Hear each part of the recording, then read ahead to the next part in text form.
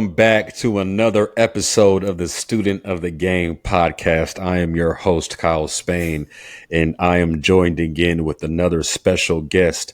Every guest that comes on here is special, but this one is especially special. This man was a childhood friend, grew up playing basketball with this guy. Extremely genuine dude, encouraging, supportive, and down to earth man. He is a dear friend of mine, and I am proud to call him my brother.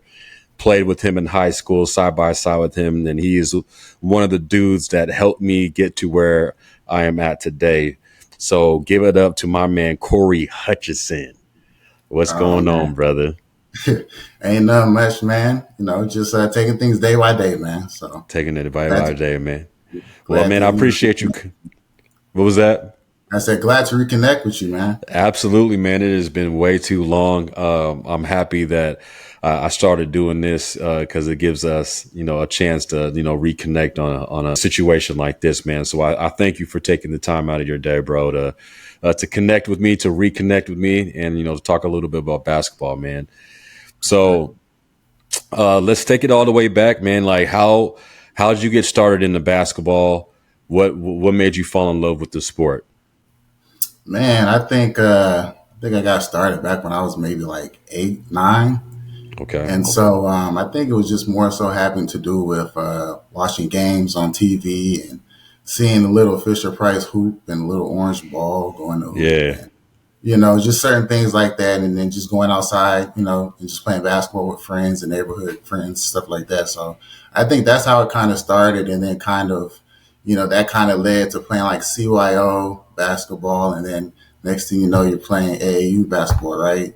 Little traveling Yeah. teams, things of that nature. So that's sort of like how I got started in basketball, which kind of led up to, me, finally getting to connect with you, man, at like I think with the age of maybe like 12 or 13 or something Yeah. like that. And Yeah. so, Yeah. which led us on to playing at high school together. So, Yeah, okay, right on. It's crazy. You said, you going outside and playing basketball. And yeah, ultimately, when we were growing up, that's, typically how kids like ourselves fell in love with basketball. And these days, it's not like that anymore. You can't just go outside and go to the park like you were able to do so before, get those reps in and actually experience, kind of discover yourself and trying to figure out how much of the game you actually enjoy. So that's definitely something different nowadays that some kids aren't able to get, man, which is interesting. So definitely. you started, so you got into CYO. How did you end up on the Bearcats, our AAU Oh team? man. How'd you end Oh up on man. the Bearcats? I think if I'm not mistaken, I was with my parents and we went to I think the Fremont Art Festival back in the day. Okay. And I was just walking, and then our coach, Coach Willie, he had Yeah. seen, tall, lanky guy, myself kind of just walking around, and I think I might have had on like maybe an NJB jersey. I might have had on some type of jersey, man. Okay. And so, yeah, he kind of like stopped us, and then next thing you know, asked us if we was on the team or if I was interested in playing travel ball, and then said yeah, and then next thing you know, I think there was like tryouts, and I think I have fluctuated between the younger team and the older team because of my age. So that's sort of kind of how I got introduced to like the AAU Bearcats world. Okay. I can't remember if that was because I feel like everything was kind of a blur for me, so Yeah, I'm not sure if you were on the team before I was, or I think you were on the team before I was. It was crazy how I got onto there. Okay. All right. So, AAU basketball, I mean, we ended up doing that, for the next yeah, 3 years. And, us being kids and yeah. children, us being younger, man, that whole high school experience, as far as like how all of us ended up at Newark, do you have any recollection of how that all came about? Because you lived in Hayward, right? Yeah, I did. Yep, Yeah, yep. right. Good memory, man. Good Yeah, memory. It's funny because I want to touch on that too. So, yeah. Go um, ahead. yeah, nah, for sure. So, yes, at the time I was living in Hayward, California, and I think my district was either to go to Tennyson, Hayward High or Mount Eden. It was like one of Yeah. those three schools. And if I was smart enough, which is I wasn't, then I could have went to Monroe, right? Oh, The okay. private school. Yeah, but Yeah. I was, of course, I wasn't, super smart. But I think we ended up playing like AAU ball for like 2, 3 years, and then I think Willie just kind of was like, "Hey, Newark got a good thing coming because I think Devon, Trey, the whole gang was kind of like moving towards that way, and we had already developed chemistry playing together, Yeah. during the AAU days. So, and I think the class before us, maybe a couple years before us, they was on like the way out, so it was kind of like a perfect timing just to like usher us in, you Yeah. know. But I think I would have chose a different route. My Really? Yeah, Wow. So that decision was made for you then. it was. Yeah, it was. Like if I would say this right. If I was doing things for the betterment of myself and being Yeah. selfish, then I should have went to one of those three schools or a different school within the same conference. Okay. Was that looking in hindsight, or did you feel that way initially going into Newark? No, hindsight, definitely hindsight. Okay. All right. Yeah. So going in, I was all more so just like I'm looking forward to I'm gonna be with my friends. I've been knowing these guys for a long time. I Yeah. seem like we all mesh well, but I think sometimes what ends up happening is you could get lost in the sauce, Of and course. so next thing you know, 2, 3 years later, you're like, oh, I'm a junior now, or I'm a Yeah. senior now.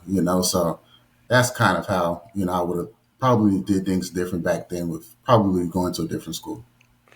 Okay. And well, that kind of leads into my next question, bro. Is to your high school experience. Talk to me about your high school experience as far as basketball. I mean, you can talk about some other things too that kind of like Sure. filtered in or anything that was connected to basketball.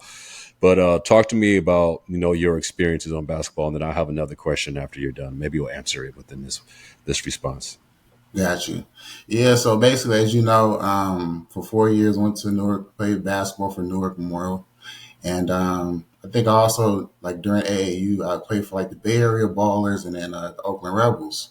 Hmm. So my time, I just say my time playing basketball, it was fun just because of the attention that it brought us and the games, and we weren't losing very many games, and we was going to like pack gyms and arenas for people to see us. So that was fun. Yeah.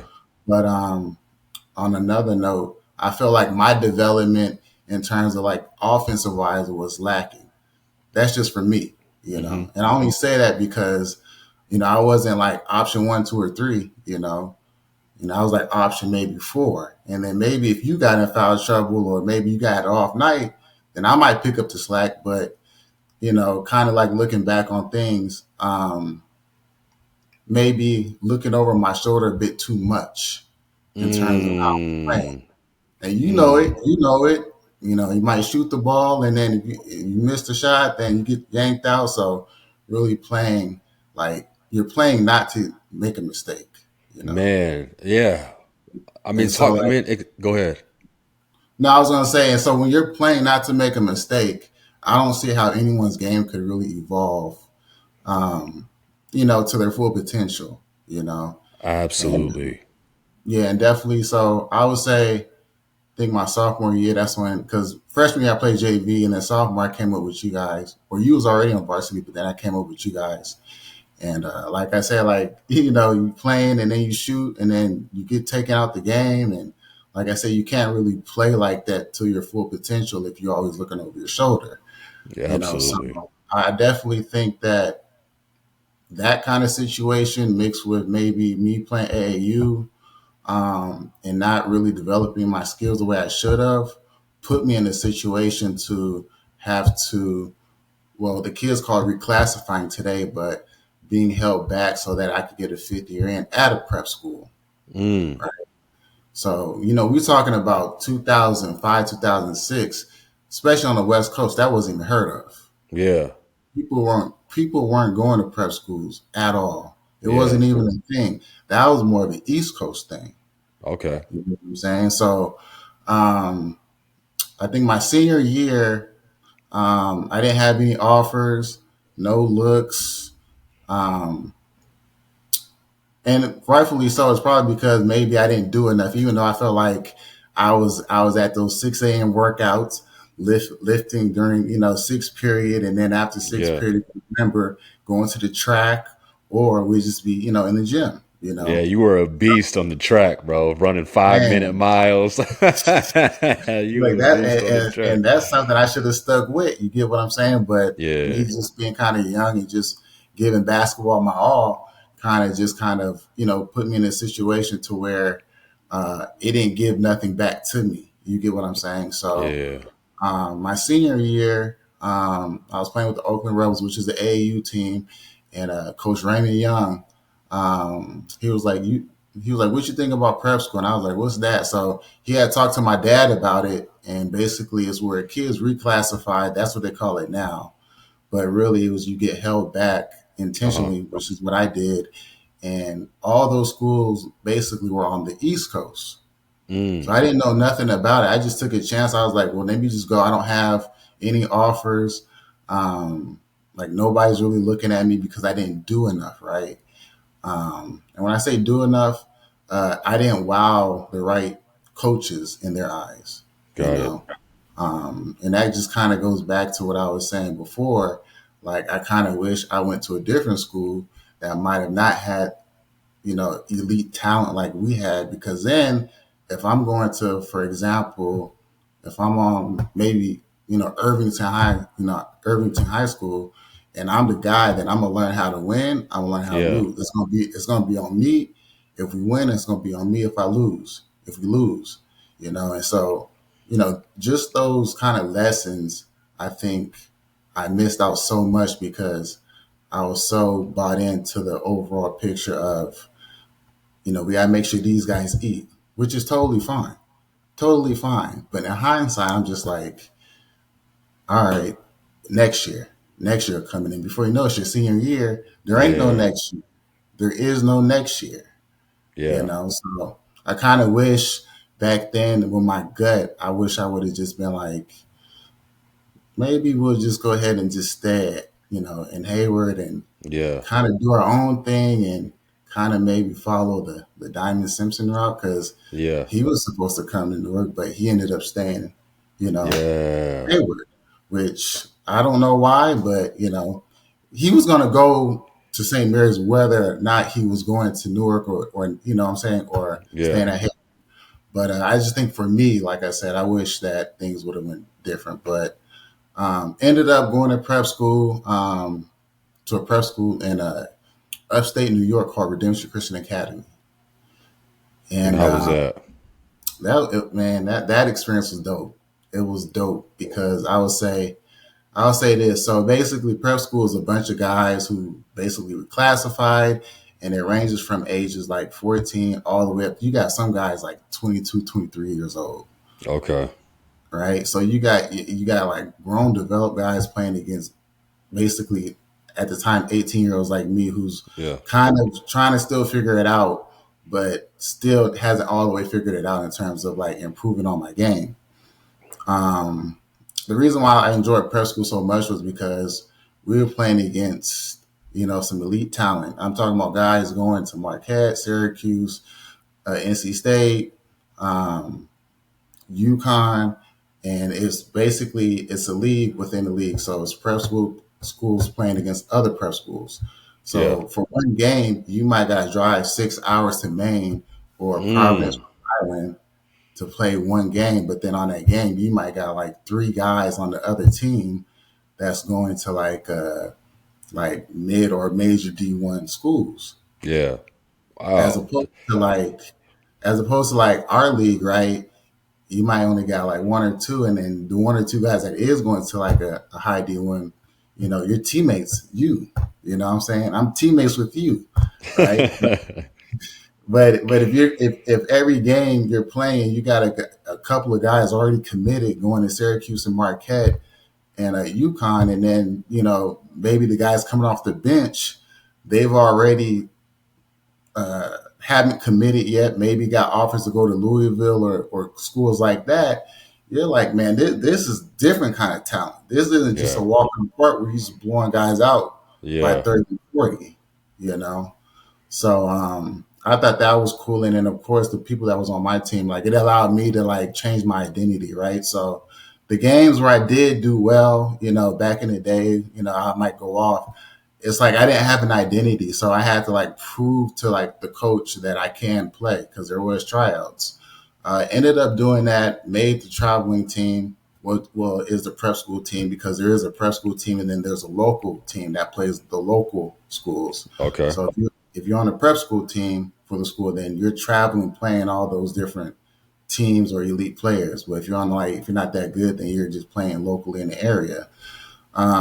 So I thought that was kind of cool because it's almost like you're just playing like, at the Peach Jam, right? You played at the Peach Jam and you just playing all these talents. And it's like, you never know who you're going to be going up Yeah. against. Like I Yep. said, these guys are committed. They're not sitting out. They're Yeah. actually playing. They're Yeah. playing like they trying to earn a spot. You know what I'm saying? So um, my experience there was just dope, man. I just felt like I should have went to prep school when I was 14 years old, as opposed to when I was 17 or turning 18. You get what Okay. I'm saying? So Yeah. Was that like a dormitory type situation? What was your living situation like? it was upstate New York, dormitory bunk beds. Okay. Yeah. Um, yeah, it wasn't the greatest living situations because it was like a school. Maybe there was maybe 35, 40 kids, and basically 15 of us or 17 of us lived in the dormitories, bunk beds. Um, get up, go to school, do work, and the cool part about this too was after we do our homework, we might get a practice in, then come back to the dorm, eat, and then guess what? We're doing ones, twos, 3-on-3s, 5-on-5s. Oh, he's So been working. Okay. yeah, and this school they took our phones, so like we couldn't call home. It was like you get your phones on the weekends, Yeah. right? Okay. So it's like you're dialed in, like Yeah. you Locked in. Okay.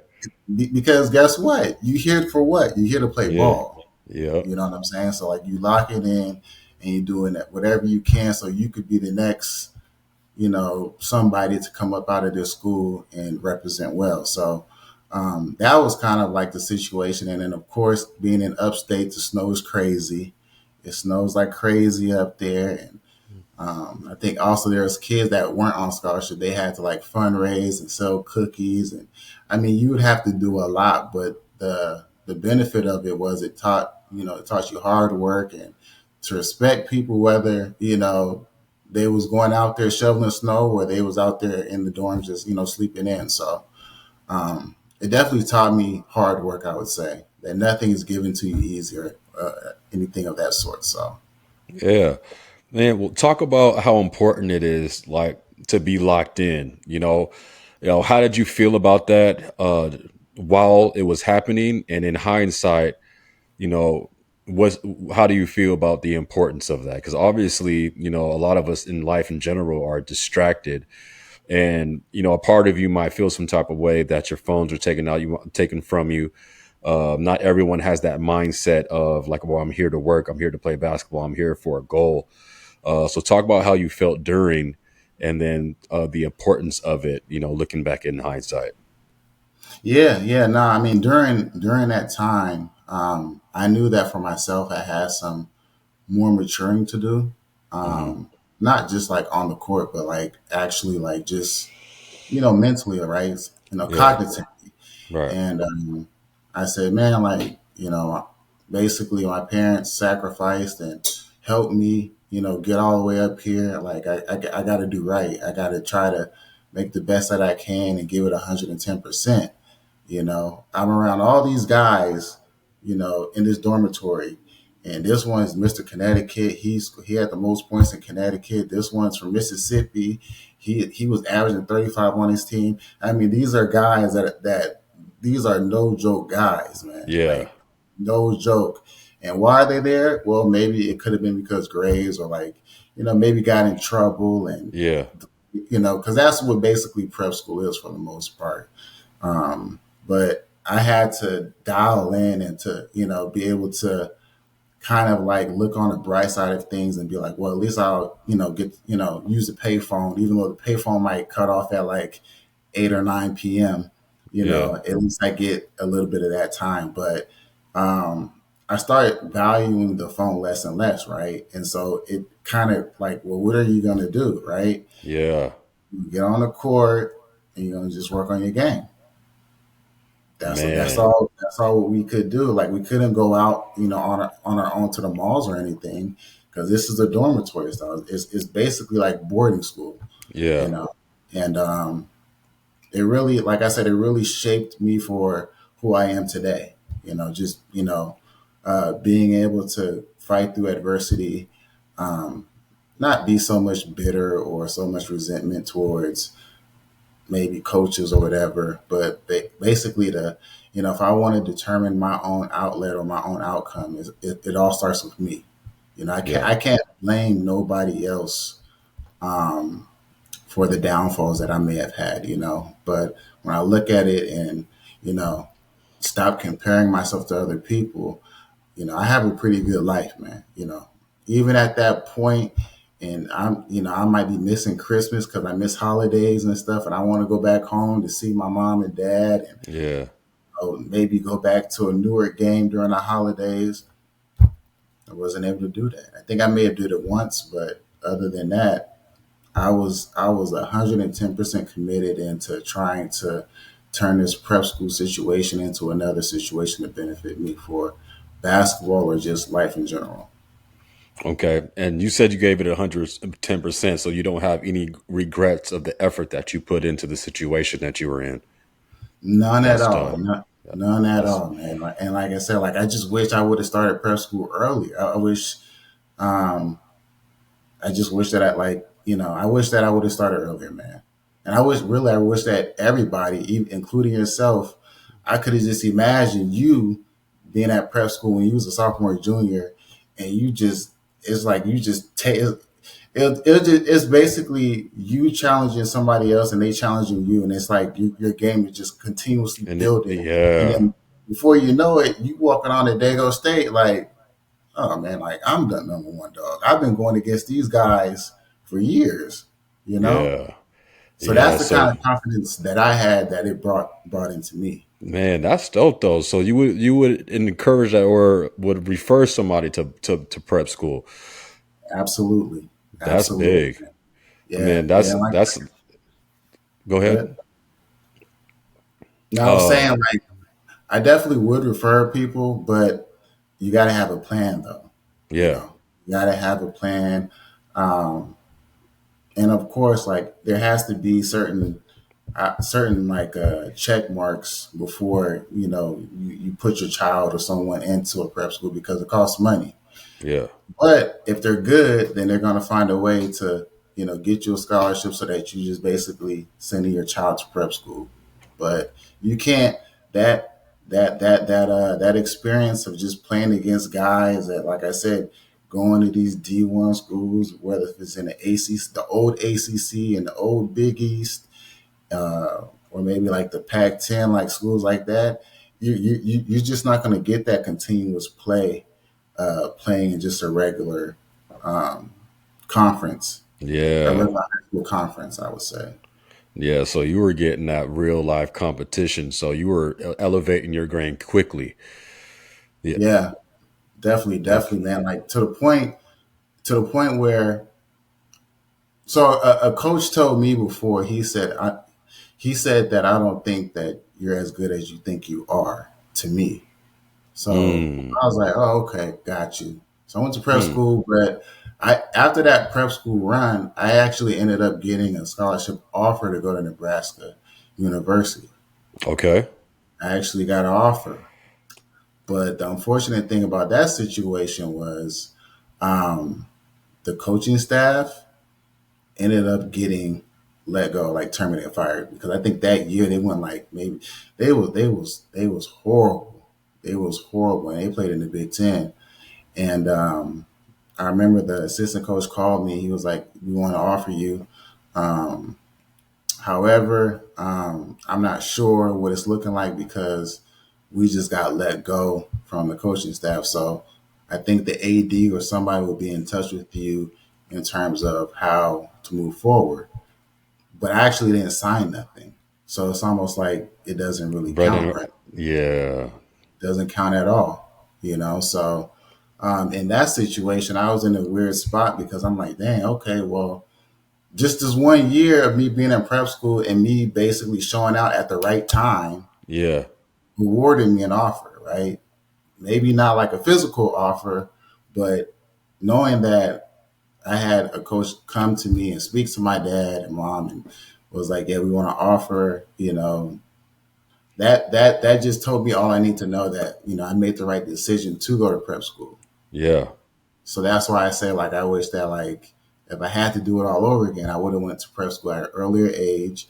I would have went to Newark Memorial, even though I love Newark. I love my yeah, teammates and friends and relationships that I built. But I mean, I think you could kind of understand what I'm saying in terms of yeah, like, you know, at some point, you got to kind of look at things and be like, is this going to be beneficial for me 1,001%? Because if right, it's not, there's only, like they say, there's only but so many balls that go around, man, on the court. yeah. If you taking up 15 and another guy's taking up 12, this guy's taking up 14, and then again, you got a coach that says if you shoot, you coming out the game, you're looking over your shoulder, you know. Dang, that's tough. And a part of me remembers that you playing with those circumstances, but what living it is something different, man. And I understand the whole shooting thing, of just not being able to play with the green light. I understand what that feels like. So for you to be in that situation and being young too, right? And so you don't have the type of guidance, the type of maturity to be like, I mean, we're talking about high school. We're not even talking about college to where people are transferring schools because they're not in the greatest circumstances as well. You're talking about high school where we're still not even getting that type of experience that we need to be able to make those type of decisions. So, Correct. man, I'm sorry to hear that, man. No, it's good, I'm man. Like I sorry. said, like a big part of it was I stayed because I had a relationship with my teammates and of course with the parents and stuff, man. So I was always going to be selfless and do whatever I needed to do for the team. But sometimes, like I keep saying, like is doing what's good for the team, does that ultimately do you good at the end? Sometimes it Right. does, sometimes it doesn't. Yeah. But I mean, it happens. Like I said, like I wouldn't really change too much. It's just that I probably would have went to a different school and you Okay. know, yeah. Besides, going to a different school, as far as the effort that you put into the game or whatever the case may be, is there anything else that you would have done differently that maybe would have, helped your cause as far as, getting a scholarship? Man, I think I laid it all on the line, man. Man, that's what's up. From even in the summer times, going up to Merritt College, working out with Coach Compton. He was a strength and conditioning coach up there. Working out with Chris Farr. Okay. Um, Yeah. you remember him, right? I think he Yeah. was. Vaguely. Yeah, he used to work out a lot of NBA and college guys. Um, but I think I just laid it all on the line. It's just that I didn't have the experiences that I needed to evolve my game. That's Got it. all. Got You it. know. So talk to me then about, you get this Nebraska offer, the team and the coaching staff ends up getting let go. Like Yeah. what happens after that? Yeah. So then I'm like, wow. I'm like, okay, another roadblock, right? So I'm like, first 4 years was sort of kind of like a roadblock because I didn't get no offer or anything, and then Nebraska they kind of you know dwindled out the picture because the coaching staff had got fired, the people who had offered me. So now I'm like, man, I gotta go back home. You know what I'm saying? Because the year was over, I graduated in June, so I went back home. So I was like, man, I gotta find somewhere to play. Excuse me. So uh, I ended up hollering at Coach Ashmore, and Okay. I told him, I was like, I had explained to him what was going on, and I was like, man, I might have to, go the JUCO route because I was like, teams got their players already. Like Yeah. literally, they're ushering in guys coming in for, I guess, like the summertime to get some early workouts in or what have you not. So I was like, either I'm gonna go to Chabot or Ohlone. So I was already thinking about going to Chabot. That's kind of like where I was leaning to because they had a good team at the time. All right. Um, but however, Coach Ashmore had recommended going to Ohlone, so I had ended up. I was like, all right. So I took his word, went to Ohlone, and the team was good. I'm not gonna lie, it was a very good team. I think we went to that year. We had went to like the Elite Eight of the junior college, and we played at like Arco Arena, um, which is pretty dope. But even Yeah. then, yeah, even then, my time at Ohlone, it didn't really work out the way I wanted it to then. And that's because I had told the coach from the jump, I said, I'm only trying to do 1 year and I'm gone. Mm. I'm not doing 2 years. But all his players, they do 2 years, Yeah. right? So I'm not doing 2 years. Like I've already told you this whole situation. I don't need 2 years um, to improve or work on my game. Like I just need 1 year, so then I can go ahead and get the look and then get offered somewhere else and go. So I think 15 games in, like I believe I was getting a lot of minutes, maybe like 25 minutes a game. I was getting a lot of minutes and doing good, but then like halfway during the season, he just stopped playing me, and then you call me in the office and you're like, you gotta do 2 years. I'm like, I'm not doing 2 years. I'm doing 1 year because I want 3 years to play. And long story short, I didn't really play like the rest of the season. Still on the team, Dang. getting in at the end for like 2, 3 minutes, and then that kind of like made me upset. So like then after the games, I'm like the first one getting dressed and out of the locker room, Yeah. just kind of like just over it, right? Because like I said, I'm only doing 1 year and I'm gone. I don't need to do 2 years. So that kind of like left a bad taste in my mouth. And at that point, I was like, all right, so I need to figure out what's going on. So I used to go up to West Valley. West Valley used to have open runs up there. There was some good open runs too, and kept balling up there. And then I had just made a decision. I'm like, all right, I'm kind of getting over this basketball stuff, man. It seems to be a roadblock everywhere I want to go. Right, it's Yeah. always something. I'm like, man. So I ended up going to Virginia State. Well, not going, but I took a visit to Virginia State to apply, talked to the coach, and he was like, yeah, he was like, we want to have you come down and play with us. So I was like, cool. So then I also applied to Howard University. And so I got into both, but I ended up, for whatever reason, I was like, man, I want to be in the city. And Virginia State's not in the city. Virginia State is in like the sticks. Howard is in like the inner city, like it's city. Yeah. I want to go to Howard. So I ended up going to Howard, but Howard's team, they only had one scholarship for a point guard. So I had spoke to the coach. Coach was like, oh, we only got one position for a point guard. I was like, I'm not even looking for no scholarship. I just want to just be a walk on. Like, just let Yeah. me just prove myself. So he was like, all right, come back next week. Came back next week. He wasn't there. But I was playing like intramurals, and some of the guys from the team were also playing as well.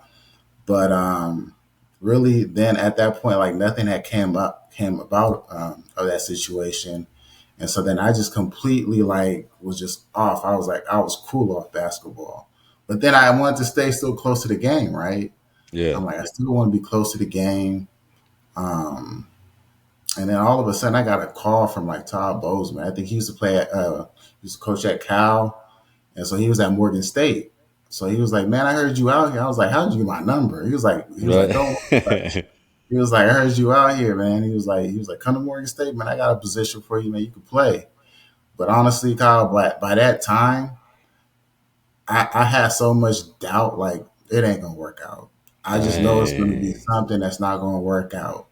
So I Yeah. had ended up just kind of like gave up my hoop dreams, right?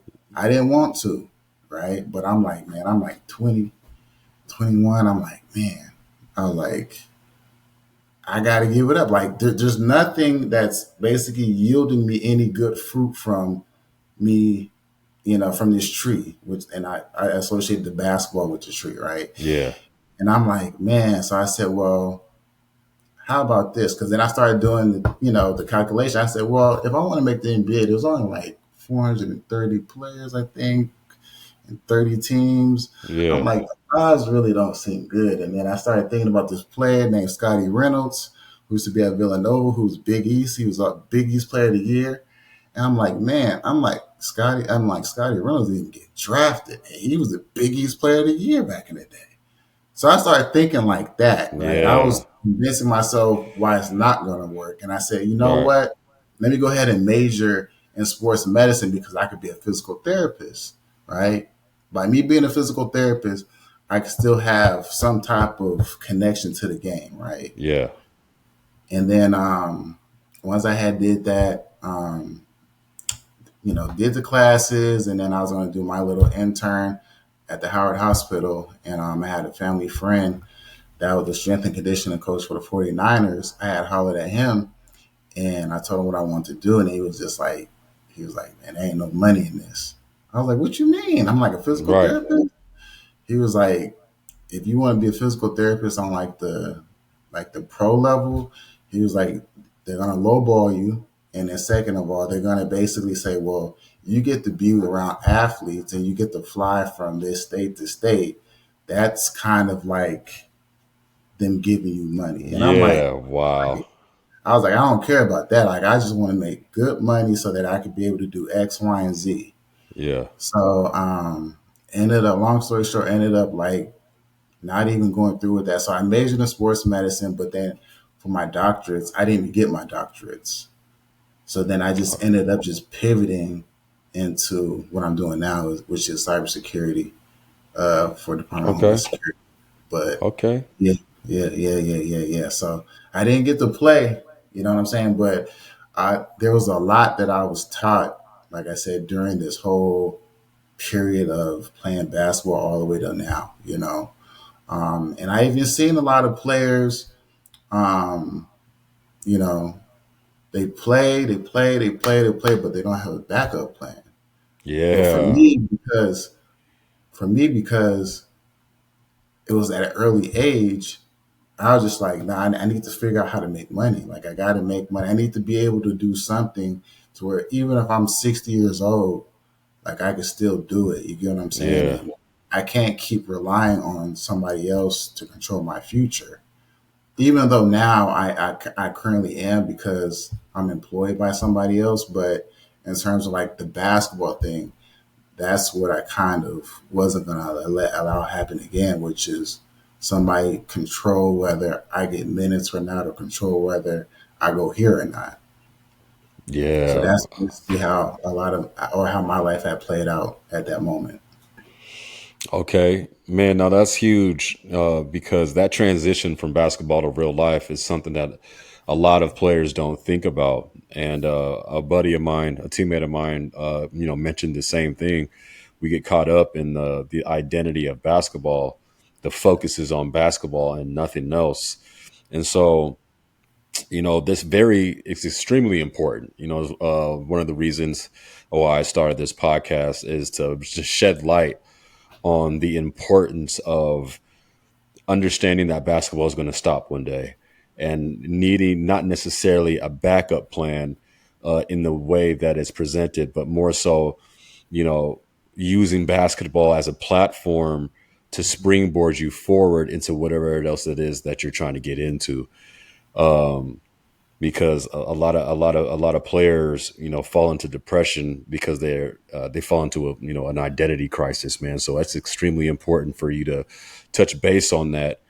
um a part of you, not to say that, I wouldn't say lucked out because I'm sure that you would have rather have had a a basketball career, but on the flip side, yeah, on the flip side of that, you were able to navigate a path to where where you were able to find some stability. So looking back in hindsight with the Morgan State man, like what did you do? You feel like you made the right decision? Nah, no, Uh, not on that one. Uh, and only because Baltimore, like Morgan State, is only like 45 minutes from where I live at, and they located in the city too. But um, like I say, like I keep thinking about the trauma I would say that happened to me in the previous years and yeah, the letdowns. It caused me to kind of be cold and be like, oh, that's not going to work out. yeah, When in actuality, it probably would have worked out, right? hmm, Looking at the glass half empty versus half full. So yeah, um, a lot of lessons. Like I said, I took I learned a lot of things and I wouldn't say took L's, but took a lot of lessons for me to get to this point. For me not to compare myself to my teammates or my friends or even like family members, right? Um, I learned a lot about myself, and I think yeah, being able to like have that attitude of not giving up, or just being able to kind of like maneuver through like your trials and tribulations allowed me to be where I'm at now, you know. yeah, Um, I think about it all the time. I'd be like, man, if I just had, one G League tryout, yeah, remember you and Devon came out here, man, for the Wizards, man. yeah, yeah, Yeah. yeah, So, like I would always imagine like if I just was able to be in your shoes, right? Um, you know, but that's not what God had instructed. So yeah. because I'm able to understand that and know that, my path is made for me, I'm okay. I'm okay. I'm totally fine with the outcome of how everything played out, man. Man, It was I'm happy to hear that, man, because living in the past is a dangerous place to be. yeah, A dangerous place to be. I often find myself there. Still to this day. But I've accepted those same circumstances as this isn't what God instructed for me because I felt like I could have that I should have been at a higher level of basketball than I was that I currently played in, dealing with injuries and whatnot, and of my yeah. own mental battles through basketball as well. I'm happy to hear that you've that your heart is healed and that you've put that to rest and allowed you to move forward, man.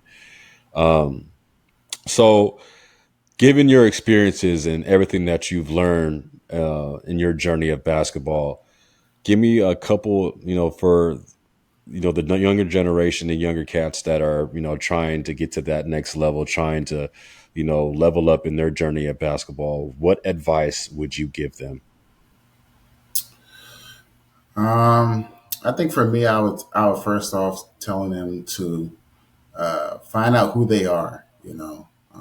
Once you're able to know who you are, and you can look in the mirror and not lie to yourself about whether you gave it 110% or not, on a workout or even as school, homework. Um, Figure that part out about yourself first.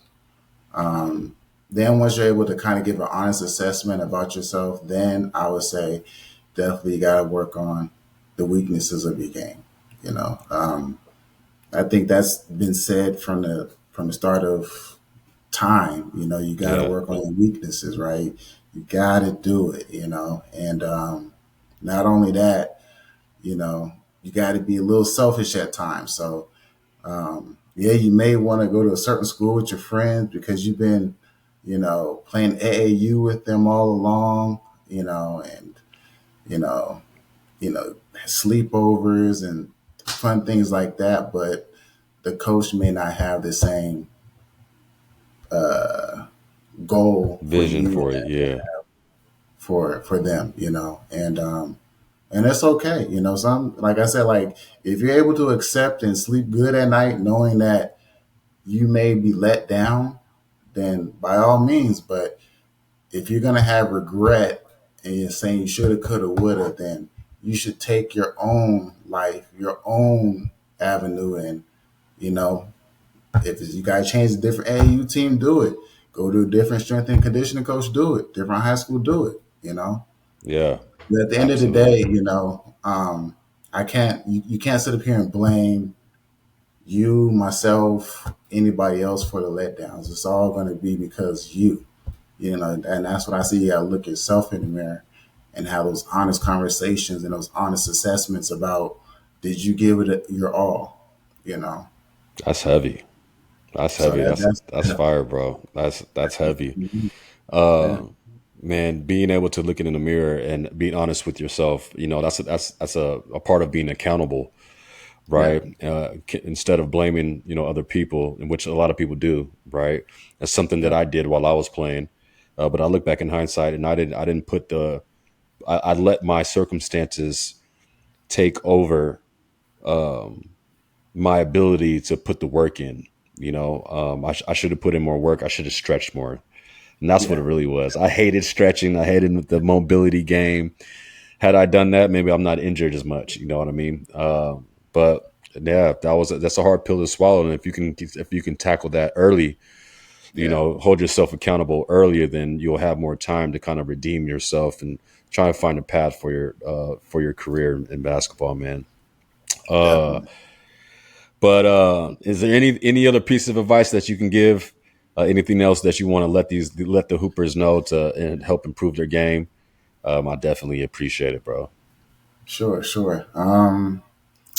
I mean, I've been out the game for quite some time now, but I think uh, I think for me is you gotta want it. You gotta breathe, sleep, eat sports, right? Whether if it's basketball, golf, football, you gotta any little free time you have, you gotta be obsessed with it, to get to the next level. You gotta sacrifice, right? Yeah, So you missing maybe family holiday gatherings or maybe parties or sleepovers or just going out with friends to the movies. You gotta be okay with accepting that you're gonna miss out on those times, right? You yeah, gotta do it. You have to any little free time you have, you got to work on your skills nonstop. Um, and a lot of times, these parents are paying money for you to, go to these camps and get trained and worked out. So, you don't want to, not get the best bang for your buck, by not giving it your all, right? So yeah, I think for me is, you know, you want to just, you got to you got to be obsessed with it. And I think once you fall in love with the process of waking up, taking a shower, going to the gym, getting shots up, then lifting weights, then having lunch, then playing one on ones or 3-on-3s, whatever it is, then get some shots up at night. Once you get in that rhythm and it excites you, knowing that you could wake up the next morning and do it all over again, even though you might be a little sore, then you'll have a good path forward. But if man. if if if somebody's parents or your friend got to be pulling you out of bed to come to the workouts, you got to have one of those honest assessments and look yourself in the mirror. Like, do you really want it? Wow, bro. That's fire, bro. That's fire. That's heavy. Man, I appreciate that, man. Well, Corey, I appreciate you again for taking the time out of your day. You most definitely dropped some knowledge today, man. Some heavy on the mature side. That's definitely some mindset, some mental game that everyone needs to hear. Even with you saying that for me, with what I'm trying to do in this pathway, in this lane now, it's like, man, I gotta do everything he's talking about. Like, I gotta be obsessed with this. I gotta be working on my weaknesses. I gotta eat, live and breathe this, man. Because that's a principle, right? That type of mentality translates to everywhere you put yourself into any arena, outside of basketball, in basketball, sports, or even the arena that you're in, right, with cybersecurity. So that's heavy game, man. I appreciate it, bro. Man, where Yeah. can they find you, man? I know I'm not sure if you're on Instagram like that, putting your cybersecurity knowledge out there. But if somebody wants to know about Korey Hutch, man, where can they find you, bro? I think Now, Kyle, I don't know this stuff, man. Yeah. Nah, man. But I think my IG is Korey Hutch 20 underscore something like that. I think Kyle, you'll tag it or whatever. But Yeah. yeah, man, like I can't give you too much because I got clearance, but I could definitely Ooh, right. Yeah, point yeah. you. Right. Yeah, I could point you in the right direction of how to get started and what classes and what avenues I took in order to be at the level that I'm at now. But yeah, I definitely want to pay it forward and give back any way I can. So Yeah. wish I you mean, luck. I know a couple of hoopers right now that I met over at the YMCA that are into cybersecurity. Cybersecurity is actually, I've been hearing it's become a popular avenue for a lot of people. So most certainly, man, I'll definitely shoot them your way, and Sure. tag them in this episode. But again, brother, it was a pleasure, to reconnect with you. And again, I thank you for taking the time out of your day to drop some knowledge, man, because that was Uh, good. That was fire, bro. That was fire. I appreciate it. Definitely, man. Anytime, and like I said, I love you, man. I love your family, man, and I'm glad we was able to reconnect, man. Yeah, bro. Likewise, likewise. Well, all right, people, tune in to the Corey Hutch episode. He was dropping some knowledge. Stay tuned for the next one.